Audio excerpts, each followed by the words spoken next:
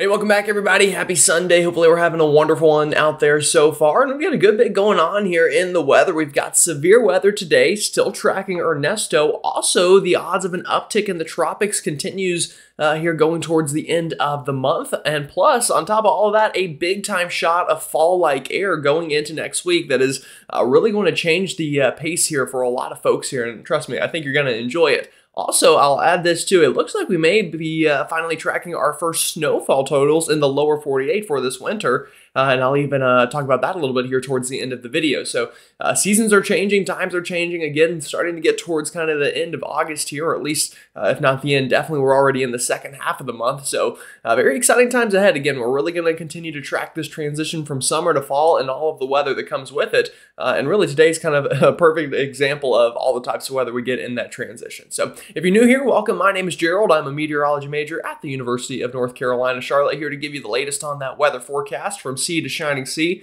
And we'll even talk about the Caribbean and kind of other places outside the United States as well a little bit in this video. So if you haven't already subscribed, please do so. We've had some great subscriber growth recently, and we're getting very close to 9,000, which is one step closer to the big goal of 10,000 subscribers by the end of hurricane season. Also, like the video and comment. Let me know what you're seeing out there to end out this week. With all that said, let's go ahead and jump on into that forecast and start tracking some things here. So taking a look at the satellite loop here, or the infrared satellite to be a little more specific here, kind of from, a bit of a northern hemisphere looked here from West Africa all the way through the United States and Canada.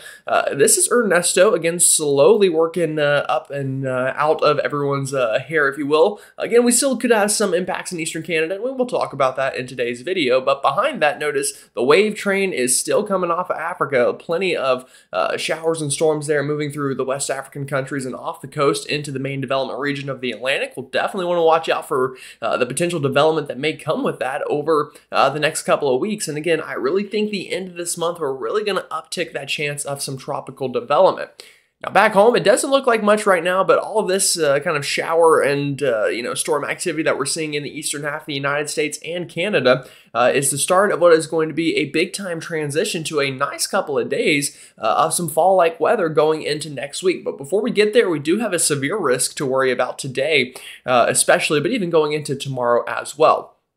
Now behind that, we also have some low pressure off the coast of the northwestern United States. I'm watching that because down the road, this area of general disorganized weather out there is going to potentially lead to some snowfall into portions of the Rocky Mountains, which will be kind of the first measurable snow of the season here. Again, we'll talk about that and the potential that that has for some of you folks out that way. Also, one final thing I'll mention, the monsoon is in full swing here into the desert southwest as the jet stream is really helping to kind of push some of that moisture out of the Pacific and out of Baja California there. And again, that is really going to uptick those chances for some rainfall for you folks as well. So again, plenty to talk about in today's video.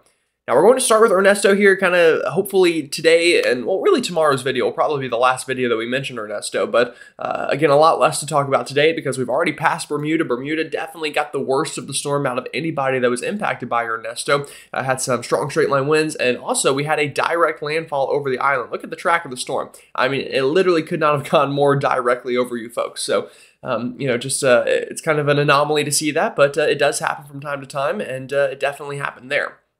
So Ernesto is now down to a tropical storm now this morning at 70 miles an hour.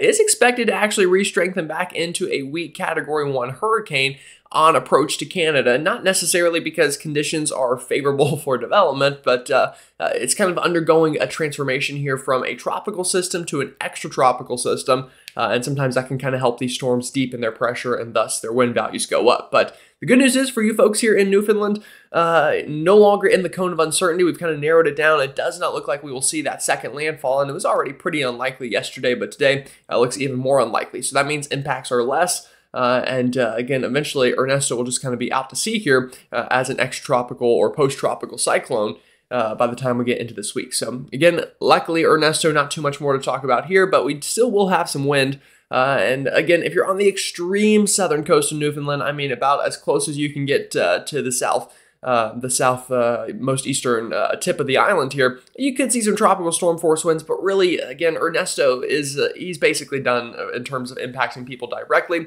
Again, still are seeing some rip currents and some large waves up and down the eastern seaboard of Canada and the United States, so, you know, watch out for that, definitely. But overall speaking, not much left here to talk about with Ernesto. So final thing I'll show you here with the storm, future radar. Here we go. Again, Nova Scotia, New Brunswick, really no impacts with Ernesto. If you're lucky, you can go to the beach and see the clouds out over the open ocean, but in terms of, you know, wind or rain, it's just not really going to happen. Newfoundland, again, that extreme southern tip of the island could see some rainfall out of this and could see some gusty winds, but even then, probably only gusting to tropical storm strength. It's very unlikely we will see sustained tropical storm conditions here anywhere along the island. And I'll mention this is Monday evening, this is overnight Monday, and then this is waking up Tuesday, and, you know, Ernesto's out of here, and then we'll just watch for some rain from that system behind it. But again, good news there for everyone. Ernesto is finally, you know, a lot less important than maybe it was a couple days ago. All right. Now, with that said, things are going to be in a little bit of a lull in the tropics, and we've talked about that the past couple of videos. That's not anything new, but again, the end of the month to the start of September, I do think things will pick back up. These are our European ensemble members from now to the 28th of August, so the next 10 days, and you'll notice compared to a couple days ago, we are having a real uptick in tropical activity among the ensemble members, indicating that we could get some development out here in the main development region. Also, watch the Gulf of Mexico, because we are having a lot of fronts that kind of swing on down through the United States, and oftentimes whenever you get those fronts to dangle out over the Gulf, you know, those fronts are areas of increased spin and increased lift, and it's going to be very possible that we do see some showers and storms get over there, and should that be able to kind of break off from that front and form its own low-level circulation, then we could see tropical development. We've seen it before, so not something that we can completely rule out. Right now, though, the ensembles and the models aren't picking up on a specific storm, just, you know, general pattern recognition to monitor there. But again, main development region towards the end of the month, I do think will pick back up, but should have a good lull here for the next 5 to 7 days at least before seeing any kind of new storm activity. But on the latest models, this is the European, this is 10 days from now, again, far out there, but notice down here in the main development region, we are getting more of these waves to ride, kind of ride that intertropical convergence zone through a favorable area of development here, climatologically speaking, and probably just in this exact snapshot of the atmosphere could be pretty favorable as well. So we'll want to watch out for that. Also, we'll have to watch again the Gulf. I know you're not seeing much here, but we do have some kind of short waves showing up here that could indicate some areas of enhanced spin in the long run as well.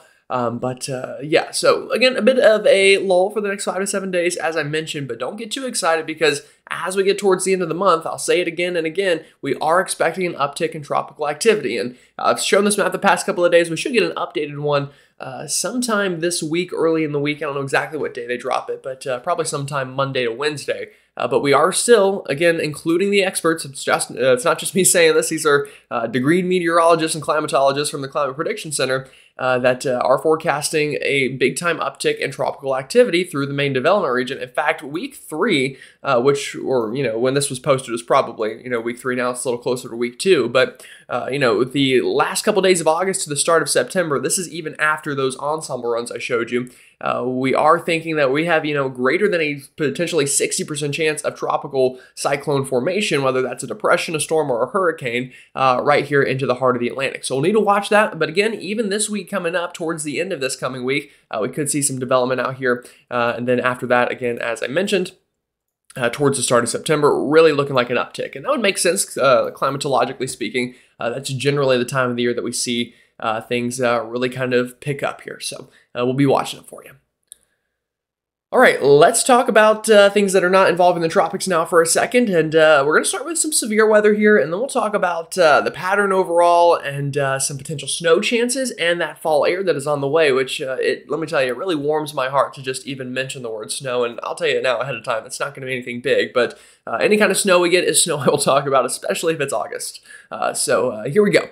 Latest radar imagery here on this Sunday. Again, a lot of shower and storm activity up into the northeast and into the Great Lakes region, specifically kind of Lake Erie, Lake Ontario as well. Seeing some of that pretty good shower and storm activity. Now, this is going to lead way to what will be a bigger severe weather threat this afternoon for much of the mid-Atlantic and southeast. In fact, yesterday we had some very impressive storms here in the Carolinas, Tennessee, the Chattanooga area, Georgia, Alabama. We also had some big-time hail. We had hail getting up there, in a good inch and a half diameter, so quarter to maybe ping pong size with some of those storms. So these were definitely some nice supercells. Luckily, tornadoes were not a big thing yesterday, and I mentioned that in the video. These storms were the storms that had the structure, and they had the look that made you think, oh, that might drop a tornado. But ultimately, the conditions at the surface weren't quite what you would need for tornadogenesis. But again, probably same story this afternoon, although we will have a bit of a higher tornado threat up into the mid-Atlantic to talk about, where we're a little bit closer to this low pressure system. We're going to increase some of those wind shear values and those values a little bit closer between the surface and that lifting condensation level, or where the base of the cloud is. Again, going to be a little bit more favorable for those tornadoes. But also a good complex of storms working through Nebraska this morning. We've got some storms back into Arizona. Again, a lot of folks getting in on some rain this Sunday, and that should be a pretty common theme through this afternoon. Now, watches, warnings, and advisories, things like that out here, we definitely do have some to worry about. And we'll start out west a little bit, just because it's a little bit more quiet out here. Again, not much ongoing through Nevada, Washington, Oregon. Some, flash flood watches up through the state of Washington. Some red flag warnings up here into Nevada. Arizona, however, we do have some excessive heat watches here kind of into the Phoenix area for this afternoon. Again, not too out of the normal for this time of year, but definitely something I will mention. And speaking of heat, back through Texas, Oklahoma, Louisiana, Arkansas, and into Mississippi, plenty of excessive heat warnings in effect, as it is going to be very hot. Now, while we're seeing the stormy weather over the east and eventually over the west as well, unfortunately, in between, we've just got a big-time ridge that's setting up shop. That's just going to make it very hot and muggy for you folks here into the Mid-South, specifically Texas, Oklahoma, and as we go later in the video, I'll show you this, but really up the entire Great Plains are going to see just very hot conditions. Now, outside of there, we do have some severe storms. Again, that complex in Nebraska I mentioned are seeing some of those storms try to turn severe. And for the Mid-Atlantic and Northeast, we are seeing some flooding due to some of that ongoing rain. And believe it or not, we still have river flood warnings in the Carolinas from Debbie, which was now, let me think here. It was a good, week and a half ago that we had that system. So it's a marathon for sure. But other than that, things are quiet right now. But again, I think this afternoon things are going to uptick for plenty of folks. So let's talk about why we're seeing the severe weather we're seeing right now and why we're seeing some of the more active weather. And then we'll take a look at this map again in a minute and talk about the long range. But again, right now, the big theme is we've got a big old trough over the east that is creating the shower and storm activity that's allowed this low pressure to form at the surface here. And also will eventually lead to that dry air on the backside. Now we move to the central plains, a whole lot of red here and a big old ridge. That means it's hot, it's muggy, it's humid. We saw that as well, obviously, in Texas with those excessive heat warnings in effect, and same story for surrounding states. Out west, we have another trough, which I know is kind of on the edge of the map here. This is helping to increase that monsoonal flow through Arizona and into the Four Corners region, and eventually we'll have this move inland, and that will create its own interesting weather here in a couple of days, and we'll talk about that in a moment. But that's kind of what we're seeing right now, and that's why we're seeing what we're seeing at the surface. And again, one of the big things today will be severe weather, a big-time severe weather threat, or a big level 2 out of 5 risk from Philadelphia all the way down the I-95 corridor and wrapping down and back around into portions of Mississippi, Arkansas, and Louisiana. So it's going to be a stormy afternoon for a lot of folks. Strong straight-line winds will be the main threat. Large hail once again will be possible, and even a small tornado threat this afternoon into portions of the Mid-Atlantic from D.C., Baltimore, Philadelphia, through the entire state of New Jersey. Not a very high threat, but one that is worth noting here, definitely, as we could see some of those storms try to turn tornadic rather this afternoon. So we'll be watching out for that. And then tomorrow we'll do it all again. Another couple marginal risks up into the Rockies, down through Louisiana, and then back into the Mid-Atlantic. Main threats tomorrow, once again, will be some strong straight line winds and large hail. All right, let's talk about how this is going to look on radar here. This is getting into this Sunday or today, this afternoon. Again, the general consensus is we're going to see more storms form this afternoon and evening. Again, we are going to continue to deal with these showers and storms up into southeast Canada and into the northeast United States. Kind of New York State, northbound up into New England. Not too much of a severe weather risk with this, at least upstate New York and north up into Canada. But to the south here, again, any of these storms in this region could become strong to severe with strong straight line winds, large hail, and again, a couple tornadoes possible, especially up into the northern tier of that area that I circled. Now, this evening, these storms will continue to work south and east, potentially trying to turn into a little bit of a squall line through some areas, and then luckily kind of out of here by the overnight. Now, overnight tonight and into tomorrow morning, we could still see some showers and storms. I know tomorrow's first day of class for a lot of colleges, and maybe even some schools here as well throughout the country. So could see some showers and storms during the morning hours tomorrow, really in multiple places, back towards the plains, up into the northeast. Definitely still going to be dealing with some showers. But the severe weather threat shouldn't be too high tomorrow morning. Now, tomorrow afternoon, we will see another uptick in storm activity through New England. Definitely could see some stronger storms back down into the mid-Atlantic. And then, again, we even had a marginal risk out here that we'll want to watch for as well tomorrow afternoon. Before eventually, after that, I think going into Tuesday, things dry out and that dry, nice fall air slowly begins to work its way on into the forecast. And we'll take a look at that as well. But before we do, let's take a look for our folks out west. This afternoon, again, that monsoonal flow is definitely uptaking widespread shower and storm activity from Arizona, Utah, Colorado, New Mexico, even up through Wyoming. Definitely get out there and enjoy it. These are places in the country that don't see rain all that often, so it's something you're going to want to take advantage of. That continues into this evening and overnight, and then by the time we get into tomorrow, we're going to do it all again, and we will have to watch for strong storms tomorrow up through Montana, Wyoming, kind of into this general circled area here. Could see some large hail, some damaging winds, and an isolated tornado or two, while we're still seeing that monsoonal rain back towards Utah, Arizona, and up into Montana. Also, we will see some rain trying to work on into the Pacific Northwest tomorrow afternoon as a bit of a low pressure system tries to work on through here, and that'll be the theme for a little while here. Now let's take a look at that dry air potential. This is this afternoon. Again, it's still muggy for most of us, but you get the general idea on where this dry air is going to kind of form here. We've got this kind of a bowl setting up on our dew point map here, if you will, and that's a good sign because that means that bowl is going to continue to dip south, and this is Monday afternoon. Many of us now finally feeling that drier air, especially up through Michigan, Wisconsin, Ohio.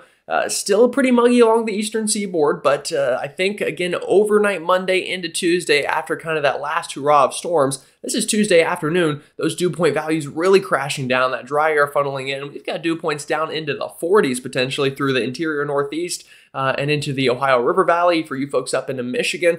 We could even see some dew points down into the 30s in parts of eastern Canada here, which is very dry air for August. Now, we continue this ahead into Wednesday afternoon. Again, it continues to be nice. We could still, again, you'll have to watch out here into the southeast. This is a place that really struggles to get this dry air in, but I do think we will see it. It just might be a little delayed maybe compared to some other folks here. Again, this is Wednesday afternoon. Just about everyone, though, east of the Mississippi, outside of coastal South Carolina, North Carolina, southern Georgia, and Florida, getting in on that nice dry air. We move this into Thursday afternoon. Again, many of us hanging on to that nicer, drier air. But I'll say it again, there's going to be a portion here in the southeast that unfortunately gets kind of robbed. And mainly the problem with that is the flow is, instead of coming out of the northeast like this, it's instead coming off of the Atlantic. So that's going to increase some more of that flow off of the oceans. That's going to bring those moisture content up a little bit more. But again, most of us getting into the drier air, and even then you'll note this is getting into this Friday and Saturday. Some of us have had dew points in the 50s for 3, 4, 5 days straight up through the northeast, the Ohio River Valley, and into portions of the mid-Atlantic. Unfortunately, while all this is ongoing, it is still muggy, it is humid into the central part of the country, and unfortunately that mugginess is probably going to return to the east eventually here in the 7 to 10 day time frame. But again, I think the next couple of days, through this week are going to be really nice for a lot of folks. All right.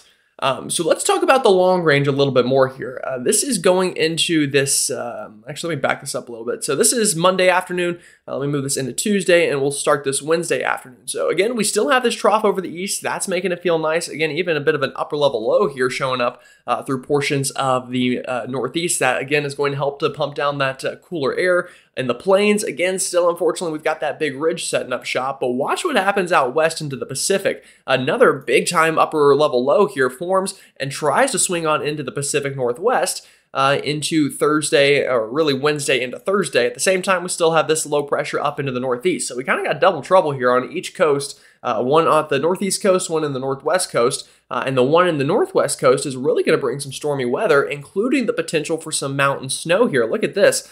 This is a big-time trough swinging through this Thursday, Friday, getting into the West Coast here, and could really bring down temperatures, could bring down or really temperatures is the big thing it'll bring down, but could also increase some precipitation chances, including, again, higher elevation snow. This is, again, the cold air in the mid-levels, and some of these mountains stick up pretty high, so that cold air is really going to be felt at those higher elevations, and with the chance of precipitation as well, could bring some active weather. Now, unfortunately, in the long run for our folks in the east, it does look like a ridge rebuilds here towards the end of the month, which unfortunately could lead to some higher temperatures and more muggy air working back into that forecast, which we'll watch out for you.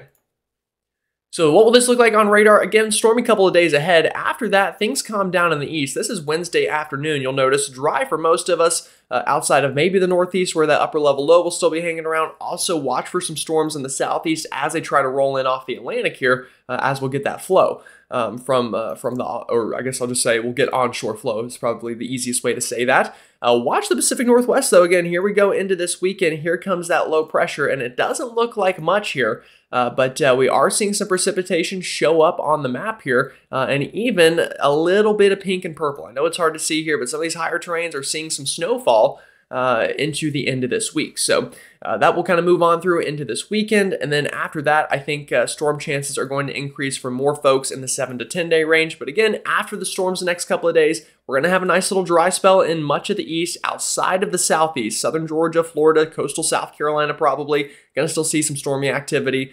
Probably going to be relatively dry in the middle part of the country. We could see a couple complexes of storms work on through, but mainly hot is the big story there. And then out west, as I mentioned, could see the potential of a little bit of mountain snow with that upper level low working on through going into this week. And here we go. Look at these, totals into Wyoming. Yeah, some of these places could pick up even a dusting to a couple inches of snow back through southern Oregon, northern California here, and even into the higher terrains of Washington. So exciting stuff. I'm excited for it. It's that transition from fall to, that transition from summer into fall where we start seeing more of these kind of mid-latitude cyclones work on through, bringing some snow chances, severe weather chances, and then obviously the tropics are still ongoing as well. So everything that's going on is kind of that perfect transition time. So I appreciate it, y'all. Thanks for watching. Thanks for tuning in. Again, if you haven't already subscribed, definitely please do so. Like the video as well. Share it with somebody you think might find it interesting, and comment. Let me know where you're watching from. With that said, though, have a great rest of your Sunday, and I'll see you all tomorrow.